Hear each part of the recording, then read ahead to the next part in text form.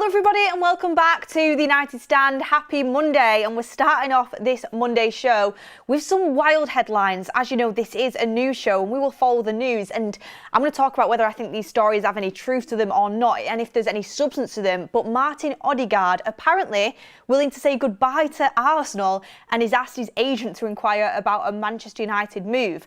How that makes sense, I have no idea, but we will talk about the story and we will discuss it. Get your comments in. Also, Bruno Fernandes backs Michael Carrick to be the permanent manager of Manchester United. There's some loose stories linking Bruno Fernandes to a potential Bayern Munich move, but the manager situation is going to be a crucial element in whether Bruno Fernandes will choose to stay at Manchester United come the summer. Goldbridge is talking about it on the morning show. He's relaxed about his future. He will make a decision after the World Cup unless somehow Manchester United convince him to put pen to paper and confirm his future before then. But at the moment, he's adamant he's going to make his decision on his future after the World Cup. Apparently, the manager situation in Manchester United will be a huge deciding factor. I mean, of course it will. How many projects has Bruno Fernandes been sold? But he's backing Michael Carrick to be that permanent Manchester United manager. Apparently, Bruno Fernandes would be inclined to stay if Michael Carrick was the manager. We'll talk about that as well. Also, links to Nmecha in the Bundesliga, so we're going to talk about that and some more stories coming out as well. Some stuff surrounding Lenny Yoro, Aidan Heaven, Jonathan Woodgate's influence on them players, also his influence in Harry Maguire and Lisandro Martinez. Should Harry Maguire be signing a new contract with that deal seemingly very close to being pen put to paper? We'll talk about that as well. But get your comments in, let me know your thoughts, get interactive. I'm going to put a poll in right now. Would you take Odegaard at Manchester United, yes or no? Get voting and we will get through the news. So, like I said, it's a news show, isn't it? Do I think Odegaard is going to sign for Manchester United? Going to be straight up honest, it was tough to say with a straight face. No, I don't think he will. I don't think he... I'd be shocked. I'd be massively shocked if he does. I mean, never say never. I'm going to go through the pros and cons of this, but I think this is Martin Odegaard probably being frustrated with his situation at Arsenal. And if you're going to move away from a club, what name do you link to? What big club name do you link to yourself? Manchester United always is going to get the headlines. I mean, we'll discuss it. Let's get into it. So starting off, we'll get in the news that is coming out. So Arsenal captain Martin Odegaard could leave to explore new opportunities, with Manchester United emerging as a potential destination, according to reports.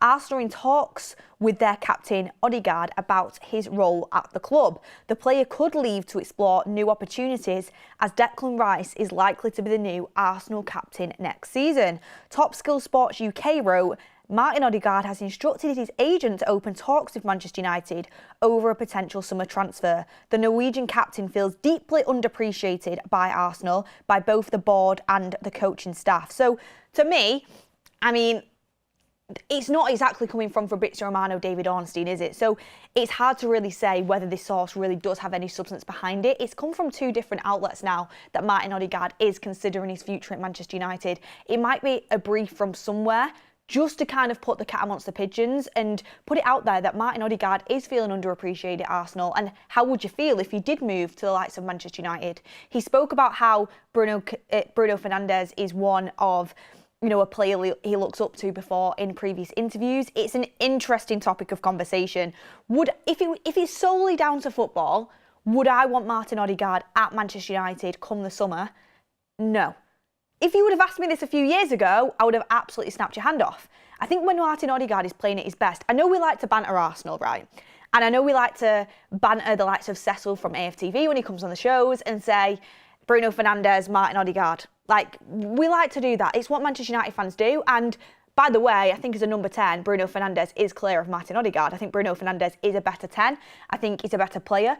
I just think he is a much more impactful player on a team. I do believe if Arsenal had a player like Bruno Fernandes playing for them, they would have won the Premier League by now. I genuinely do believe that. I think that is a big part of their team they're missing, is that creativity just in behind the striker. I do believe that. However, when Martin Odegaard is playing at his best, I think he's a very clever player. I think he's a different sort of number 10 to Bruno Fernandes. He's very intricate. He's got intricate passes. He weaves passes in and out the lines. I think he's a good player. The thing is, for me, is now we're in a situation where he's very, very injury prone. So that's something that turned me off We've already got players that suffer with injuries. I don't think we should add another one in Martin Odegaard. I think it's actually quite sad what's happened to him. He was a really, really good player within the Premier League. Like I said, Bruno Fernandes is just a different kettle of fish from me. Bruno Fernandes is the best attacking 10 in the Premier League, if not the world, currently. Like, that's the level he's at. Martin Odegaard is still a very, very, very good player. And a few years ago, when he was doing it at his best, at his peak for Arsenal, I would have taken him. Now, with his injuries, and I think he's not been able to get back up to speed when coming back from injuries. He comes back into the team for Arsenal. He doesn't look like his usual self. He doesn't look like the best version of himself. And then he gets injured again. And it's like, that's not a player that I think Manchester United should be looking at. I don't think we will go for him anyway, but I just don't think now I would want him. That being said, he is 27. He is going into his prime years. If he could get himself fit, I think he could be a really good player still. He is Premier League proven. When he's at his best, he's a very, very good player. Injuries have just put a massive impact on his career and on his output as well. And, you know, the fact he plays for Arsenal, and it's not only that he plays for Arsenal, we took Robin van Persie and we give him the opportunity to win a Premier League title. I mean, Arsenal, let's see how they do this season, but they're very much the nearly men, aren't they? Some would say United will still win a Premier League before Arsenal will. I do think Arsenal win the league this year. I do think they will. But it's not as if I would be against taking an Arsenal player. We've done that in the past and I could do it again. It's the fact that we have Bruno Fernandes. And if Bruno Fernandes stays, which I'm crossing my fingers and crossing my toes that he does, I think it's crucially important that we keep him this summer. If he stays, why would you bring in Martin Odegaard? He plays the same position, but he's not going to start over him. Why would you want to come to Manchester United to be a backup to Bruno? And you've got Mason Mount. I mean, who knows what's going to happen with him? I think with Mason Mount's injury record and the fact that he's going to be competing with Bruno for a spot in that team, it's very difficult to see a future for Mason Mount at this moment in time, which I think is sad because I think he's a really good player. I just don't think it's worked out for him to the way he'd want it to at United. When he plays, he's good, but I think he's going to get less opportunities if you're not playing in that Ruben Amorim system, which we won't be doing. I think we will go with a manager that'll either play a 4-3-3 or a 4-2-3-1. And then if Odegaard came in and Bruno was still here, he's not going to play over him either, and I don't see them playing together in the same team. So it kind of rules it out him coming if Bruno stays. And then if Bruno goes, you want a better replacement for Bruno Fernandes than Martin Odegaard. Like I said, when Martin Odegaard is at his absolute best, he absolutely could start if Bruno moved on, which I hope he doesn't, because like I said, Bruno, most other people like down here, but he absolutely could start for Manchester United if Bruno moved on and he was playing at his best. But I think over the last season or so, he's proved that he has got problems with injuries. Knowing what we know about players within our current squad, once you get reoccurring injuries, that usually continues to happen. And I don't think then he's the sort of player that if Bruno moved on, you would come and bring in to replace him. I just don't think he's necessarily got the personality of what you'd need in a player to replace Bruno Fernandes. But I also don't think with his injury record, he'd be able to carry that baton, that creative baton that Bruno Fernandes provides. I mean, not many players will. I mean, Bruno Fernandes for me is basically irreplaceable. So hard to replace that sort of player. I mean, I've seen some people in the chat saying Cole Parmer. I mean, I don't think we're going to get Cole Parmer anytime soon. Maybe at some point in the future, Cole Parmer will be a United player. Definitely not within the next year. But even Cole Parmer, injuries is a big factor now. Like, that is something I've started to consider. He's a fantastic player, Cole Parmer, but you're just not going to get anybody like Bruno. Never injured, touch wood. I mean, the first proper injury he had was this season, and he's been at the club since 2020. And even that, he came back super quick. Never injured, always available, will run every blade of grass, will pull moments out of nowhere. His output is ridiculous. I mean, I saw this stat earlier, which is just, when you think about Bruno Fernandes, I mean, this kind of shows what sort of player he is, continually just getting in these statistics and these records. Most big chances created in Europe's top 5 leagues this season. You have Federico Dimarco, Michael Carrick, Lamine Yamal, Bruno Fernandes. They're the ones that are in the tops of these records. And by the way, Dimarco, just while I'm on that, you've got Dimarco number 1 with 26. You've got Michael Carrick in number 2 on 21. You've got Lamine Yamal with 20 in number 3, and you've got Bruno Fernandes coming in 4th with 18. By the way, Manchester United were knocked out of cups. Like, they're not playing in Europe. They were knocked out of the FA Cup early doors. They're knocked out of the League Cup early doors. All these other players are playing in multiple competitions, But while I'm on that, Dimarco would be absolutely insane for Manchester United, and I stand by that. We won't go for him because he's, 28 now? But you'd get 4 years out of him. You would get 4 years out of him, and his output is an absolute joke. Where we struggle with fullbacks, and Luke Shaw isn't a spring chicken, and yes, he's done brilliant to stay fit this season, but you do need to start looking at bringing in a replacement for him, or at least some sort of competition for him, especially as it seems like Dorgu's going to play a more attacking role. Dimarco, for me, it's just a no-brainer. Leadership skills, senior player, experienced, and his output is ridiculous. So I just don't understand why we wouldn't look at that when he would be brilliant for Manchester United, and I think it's quite an obvious one that I'd be brilliant for Manchester United, yet we're never ever linked to him. And I honestly think it's because let me just check his age quickly. I think he's 28. He's either 27, 28. Let me look at his age. He's 28, 29 in November. I still think you get 3 or 4 years out of him. So it's like, I just don't get why United don't look at it. Dimarco would be exactly what you would want from a left-back within the Premier League at Manchester United. But look, on the Ødegaard stuff, let's put a pin in that. I don't think it's going to happen. I've had my say on it. Get your say. I mean, just looking at the poll here, yes or no, I'm going to click no straight away. Wow, okay, it's 50-50, you know. It's 50-50. We've got over 2,000 votes, and 55% say no and 45% say yes. Please comment if you've said yes, why is that? Because I understand the point of when he is actually at his best, he is a brilliant Premier League proven player. And if he's going to get unsettled at Arsenal because he's going to get the captaincy taken off him to either go to Declan Rice or Gabriel, it's being reported it's going to go to Declan Rice. And he's unsettled at Arsenal, but he wants to stay within the Premier League. I mean, it's interesting. It's the injuries that put me off. It's not the player's quality when he's absolutely fit. It's the injuries and the effect that I'd have on him that'd put me off him. But let me know your comments on that. We've got Black Wolf says, this channel, man, lol, well, when will it end, Don Robbie? I think you're talking about the headline there, and to that I would say, I'm not afraid to read Superchats out that maybe will be critical, is that we are a news show that follows the news. That's news that's coming out, and I think it's a really interesting topic. It's a really interesting topic because I won't be surprised if Ødegaard does move on from Arsenal if that captaincy situation does happen. That's being talked about, that Declan Rice will get the captaincy next season. It's an interesting conversation if you wanted to stay in the Premier League, and you know you've had players move from Arsenal to Manchester United before. Ivan says a cam is not a priority. We need a holding and a left back before we spend on another cam. It depends if Bruno Fernandes goes. If Bruno Fernandes goes, you need to go and buy a cam. If Bruno Fernandes stays, absolutely, you do not need to go and buy a cam. It's big reliance on Bruno Fernandes. And I hope, for the life of me, that Bruno Fernandes does stay. We'll talk about that in a second. Daniel Thompson says, hope you're well, Beth and the United Stand. Hope you had a good weekend. Yeah, full weekend off, you know. Weird, because United didn't have a game.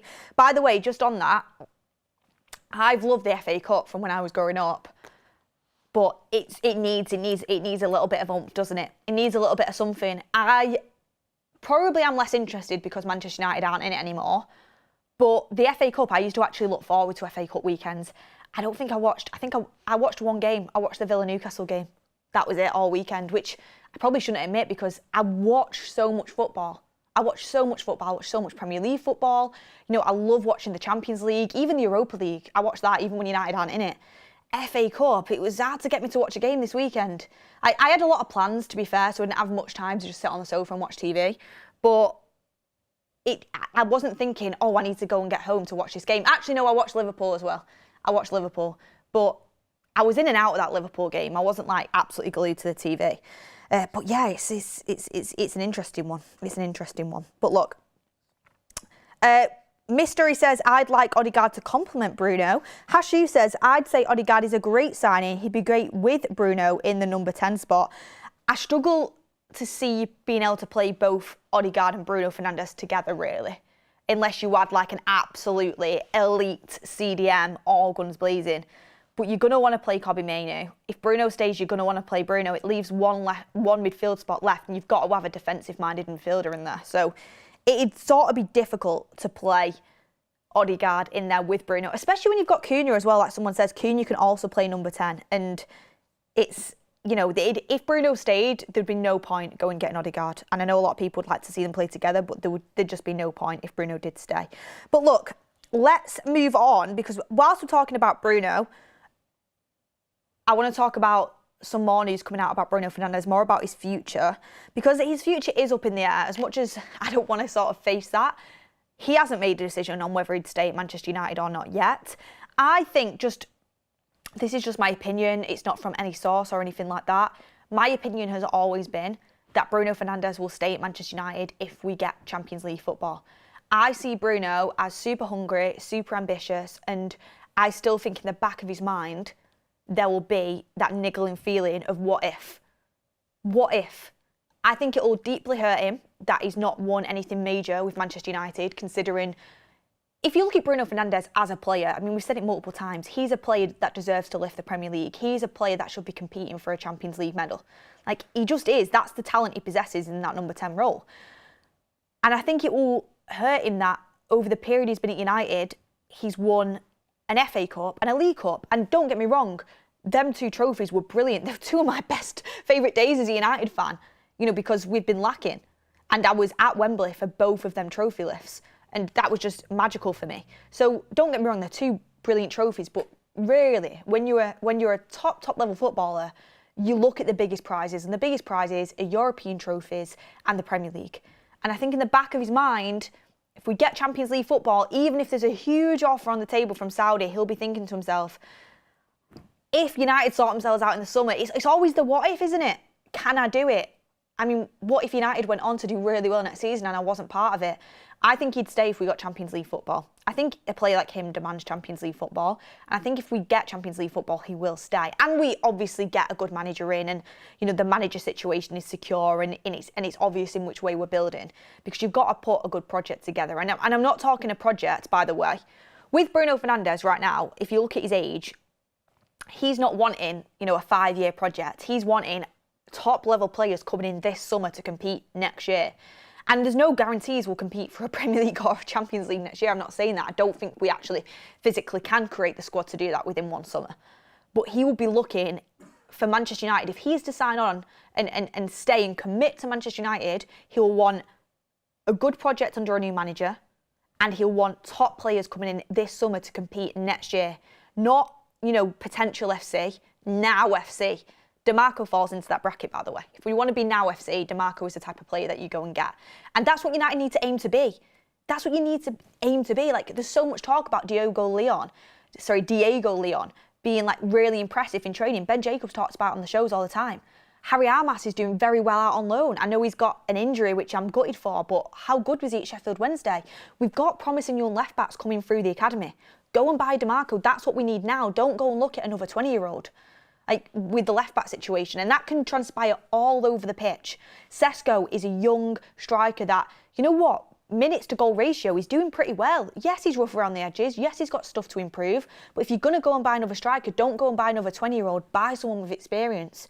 Just like how when Casemiro leaves, we shouldn't be going and buying, somebody who has potential. We need to be going to buy someone who can do it now, like a Tonali, like an Elliot Anderson, proven Premier League players that can slot straight into a top-level team.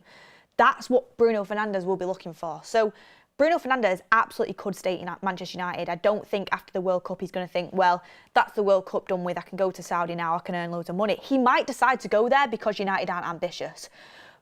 And I know it's really difficult to say a player is not going to Saudi because of the money. However, I do believe that if Manchester United put together an ambitious project for Bruno over the summer and we had Champions League football, I think it'd be a no-brainer for him to stay.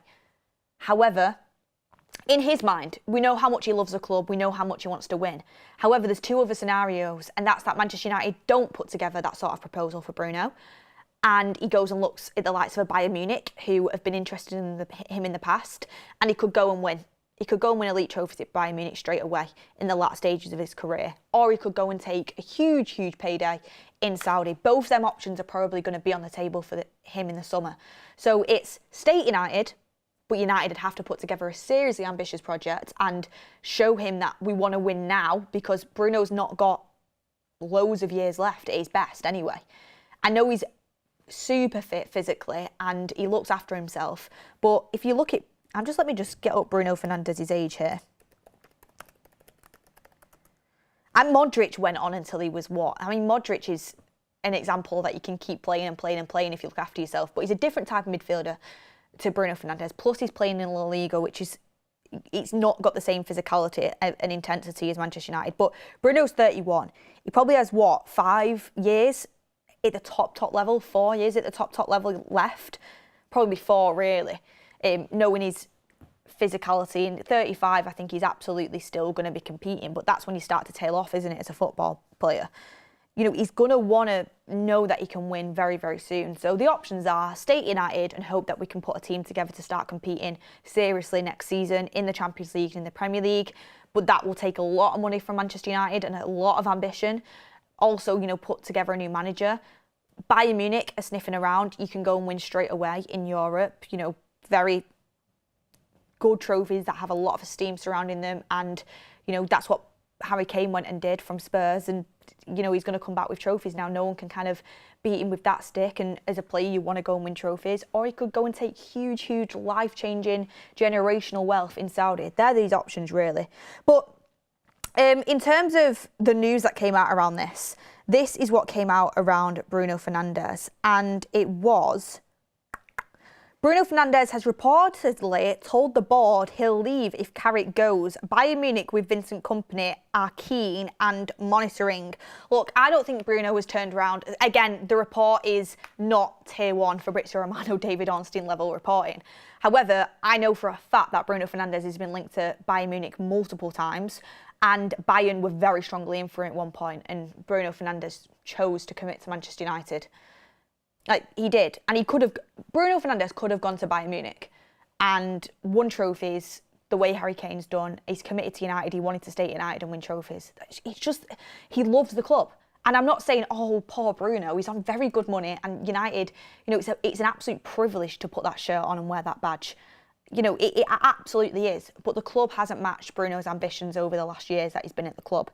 However, I don't think he said to the board, I'll leave if Carrick goes. But what I think will be certain, that Bruno does like Carrick. I think he rates him as a manager. I think if Carrick stays on as manager, Bruno will probably be happy with that if he likes Carrick and he can see that he's winning.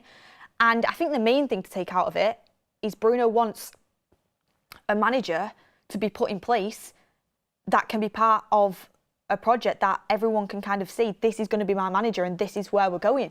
He wants a direction.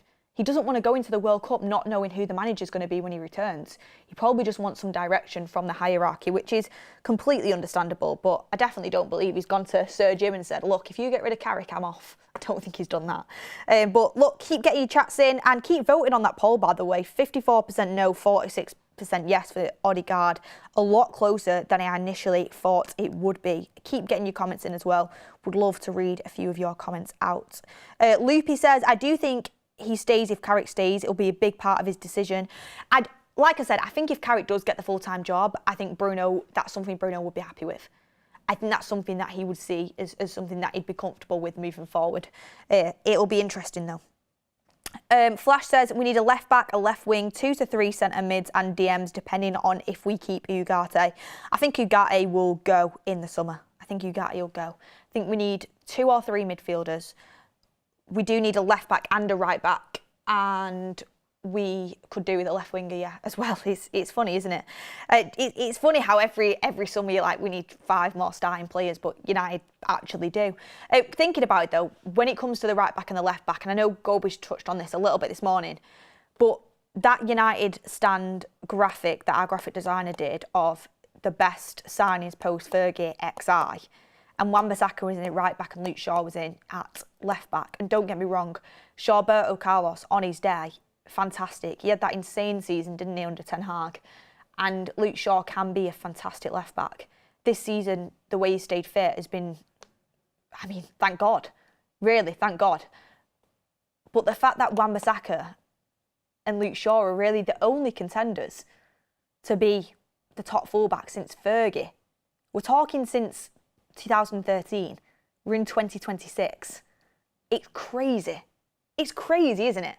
And Ricky will sit here and say that shows how good Luke Shaw is. He's continually batted off competition. Reguilon, Alex Tellez, the list goes on. I can't even think of them off the top of my head. Brandon Williams, there's more. But I would say we've just recruited super poorly at left back. Luke Shaw is, when he's playing, top quality when he's at his best. Top quality, genuinely top quality. There's a reason why England were desperate to get him fit. He's a very, very, very good player. Amram's called him world class in the past. Ten Hag called him world class. Like, managers have rated him as well. The only one who didn't, I think, was Mourinho, but I don't think it was because of his quality. I think it was because of off the pitch stuff, to be honest with you. But quality wise, Luke Shaw is top tier. But there's, I mean, it's been since 2013 we're talking about here. And then on the other side, you could argue Dalot, but Dalot and Wan-Bissaka is a competition for top right back since 2013. Like, are you having a giggle? That just shows we've massively lacked in the fullback area at Manchester United. I mean, I loved Antonio Valencia. I loved Antonio Valencia. But in terms of right backs and left backs, we need to be better. It's such an important part of the pitch. It really is a super important part of the pitch. And I know that we're probably not going to get an Enrique. I've sort of come to terms with that in February, that we're not going to go and get an Enrique-type manager. But just look at Hakimi and Nuno Mendes at PSG. Like, that's the level you need to be aiming for. When Liverpool were at their absolute best and winning Premier League, well, won a Premier League under Jurgen Klopp, and they won a Premier League last year, didn't they, as well, under Arne Slot. It was basically Klopp's team, but still, when Liverpool played their absolute best football, they had Trent and Robertson in their prime. Like, that's what you talk, like, such important parts of the pitch, both of them continually whipping crosses in, adding that width. Like, Trent Alexander-Arnold and Andy Robertson were absolutely key in Liverpool being successful.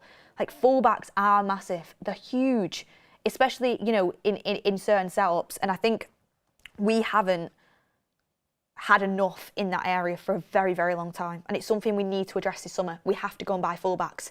We keep neglecting that area of the pitch. We have to go and buy them. Look, keep getting in the comments your thoughts on this. Patrice Evra was our best, says Peter. Patrice Evra was an absolutely top left back, wasn't he? But United have neglected that area for a very, very long time. Look, here's an interesting one. I mean, this could basically talk... Getting my words mixed up here. We could basically call this show, I mean, stories that I can't believe would actually happen. However, McAllister to United is another one that's being reported this afternoon. I mean, you can tell United haven't had, you know, a game in a long time, can't you? I mean, look, we're a news show, so we will report the news, but this is what's coming out. Manchester United are weighing up a shock raid on bitter rivals Liverpool for Alexis McAllister. United are in the process of drawing up a list of potential midfield targets the club will attempt to sign in the summer transfer window. The 27-year-old is under contract at Anfield until 2028, but has endured a difficult campaign this season, which has seen him struggle to find his best form. And speculation is mounting that the Argentine superstar could leave Liverpool this summer. And this is coming out from Jeremy Cross in The Mirror. So, look, I don't want to disrespect Jeremy Cross because, you know, this might have come from somewhere. But I highly, highly doubt United are going to go for Alexis McAllister. When I'm trying to find substance in this story, what I will say is it's true, Alexis McAllister hasn't had his best season for Liverpool, but not many of their players have. I think Alexis McAllister is a very, very good player. United wanted him, but Liverpool swooped in there before we could with that release clause with Brighton. Before we went and bought Mason Mount that summer, we wanted Alexis McAllister.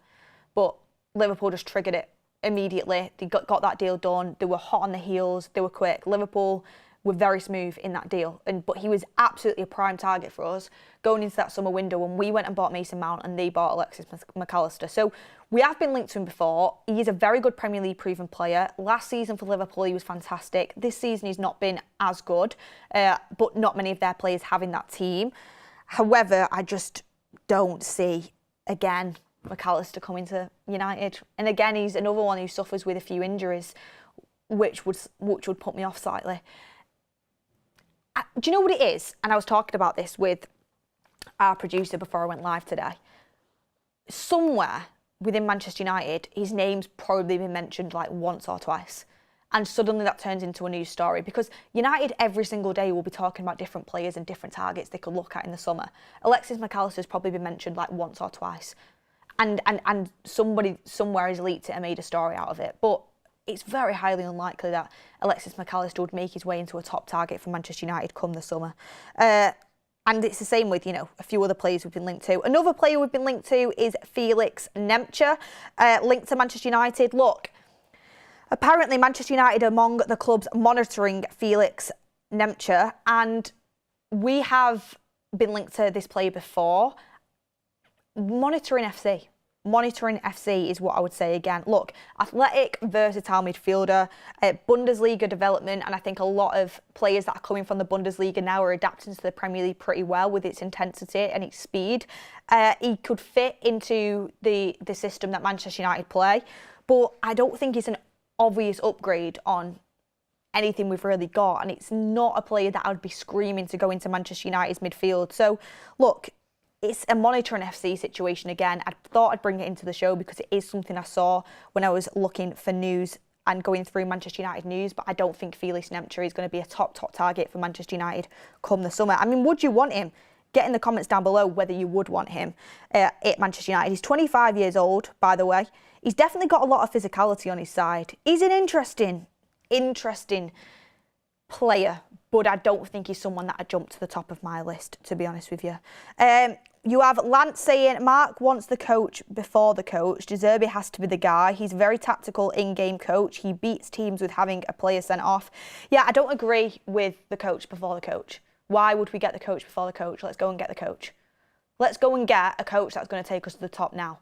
Look, things can change very quickly in football. Things can change very quickly. One thing I will give Amorim credit for is the culture has changed at Manchester United.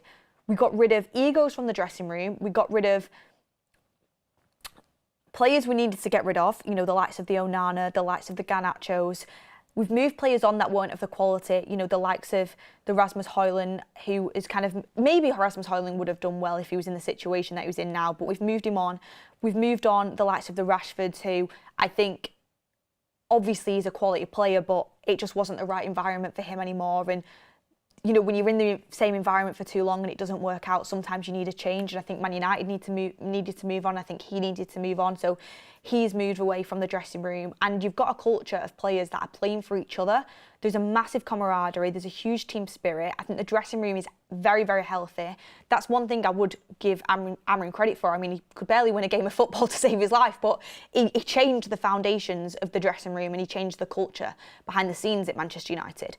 So the culture in the dressing room is right.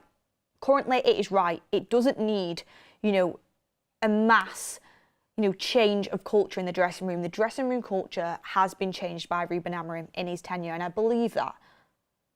We need more quality. We absolutely need more quality, and we need a deeper squad. We need a starting right back, probably, let's be honest. We probably need a starting left back. Luke Shaw isn't getting any younger and you can't rely on him in terms of his availability. As good as he's done this season, you probably do need another starting left back, at least a competitor for that spot. You need a Casemiro successor. You need another midfielder as well because you can't just rely on one. You need to clarify Bruno Fernandes' future. You probably need another left winger that's more dynamic and, is that type of explosive, pacey winger that's going to beat a man and kind of be that more touchline winger that we don't have really that asset within the squad. I mean, you could say Patrick Dorgu, but you need more than that. And you could argue you need an experienced striker to compete with Sesko. But I think in the striker front, with Mbeumo being able to play there and Cunha being able to play there, we actually are okay. But we need players. We absolutely do need players. But I don't think we're absolute light years away. We need a squad. We need a deeper squad. And we need some serious starting 11 players, yeah. But you've got some quality within that squad. If you can keep hold of Bruno Fernandes, top player. Bryan Mbeumo, top player. Cunha, top player. Kobbie Mainoo, top player. Lisandro Martinez, top player. Seny Lammens, I think, is definitely a good enough goalkeeper to compete. De Ligt, when he's fit, top player. Harry Maguire is a good squad option. We've got some good players there. Even if Mason Mount can stay fit, as a squad option, he's a very good player to have as a squad option if he can stay fit. You've got some players there that are ready and able. We need more. We need more. Ahmad, I forgot about Ahmad. Ahmad's definitely ready. He's a very good quality player. We need more. We need more depth. Absolutely we do. And we need some... Certain positions in the squad need mass amounts of strengthening. However, altogether, I don't think we're light years away from being able to compete. All that takes is 2 very, very good recruitment windows. Very good. and you're nearly there, nearly able to go and compete. You need to be able to go through the trenches. You need the experience of playing Champions League football and then Premier League football. You need the squad for it. Like, you're going to need to overcome some hurdles, absolutely. But I think we need a coach now to come in and start competing. What's the point of waiting around? So I don't believe in the coach before the coach thing, to be honest. I think Manchester United have the bones to start trying to compete if we make the right summer recruitment this season. I don't see why we shouldn't be trying to compete next season. Look, we're competing for the Champions League this year, and we've lost some stupid games that we shouldn't have lost. We've drawn some stupid games we shouldn't have drawn, and the squad was clearly capable of a lot more than what it was showing under Amram, as we've seen under Carrick.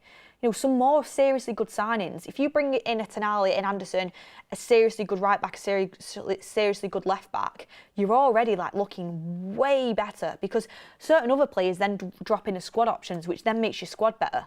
It's kind of, you know, you bring in the starting 11 players and the current players in the starting 11, then kind of move into squad players / competing for starting 11 spots. But look, that's how I sort of see it. But look, everyone, that's the news coming in today. Just a little bit I wanted to read out on Jonathan Woodgate, because I think Jonathan Woodgate and Steve Holland's coaching has gone under the radar a little bit, but this came out from The Sun before. Coaches watching Jonathan Woodgate on the training pitch say he's an outstanding defensive coach. At Manchester United, he works closely with Harry Maguire and Lisandro Martinez before matches, drilling heading and making them battle each other in aerial duels.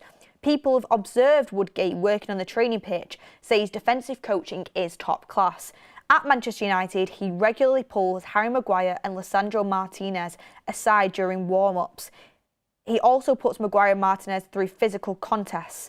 Out of sight of the cameras, Woodgate and Johnny Evans have been spending extra time with Lenny Yoro and David Heaven, sharpening their technique through 2-against-1 exercises. So, yeah, Evans and Jonathan Woodgate, they're not bad centre-halves to be learning from, are they? Let's be honest.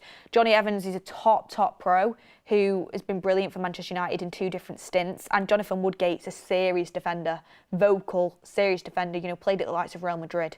I know there's that Leeds connection there with him, but look, he's someone who our centre-backs can absolutely learn from. And I'm not saying Lenny Yoro's cameo is purely because of their defensive coaching, but Lenny Yoro looked like a different player when he came on in the last game against West Ham compared to what we saw earlier on in the season. So I'm excited to sort of see more of Lenny Yoro and Aidan Heaven when we do get the chance to see their development. But look, everyone, that's the show. Still more topics to go into. It's never a dull day at Manchester United, but some really interesting debates within that show. It was great to get your comments and great to get your feedback in there. I mean, nearly 5,000 votes, and it's still 46% yes for Odegaard and 54% no. So very, very close there. But look, thank you very much for watching. Smash a like on the video if you've not already. Thank you for getting involved with the show. Have a lovely week, and I will see you on the next one.